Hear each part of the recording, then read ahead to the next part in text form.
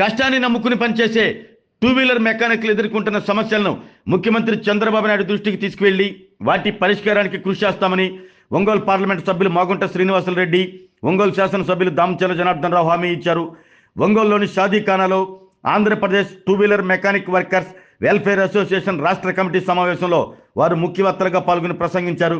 MLA Damacharla Janardhan Rao మాట్లాడుతూ యువనేత నారా లోకేష్ ఒంగోలు వచ్చినప్పుడు ఇక్కడి టూ వీలర్ మెకానిక్ల సమస్యల గురించి తెలుసుకోవటం జరిగిందన్నారు.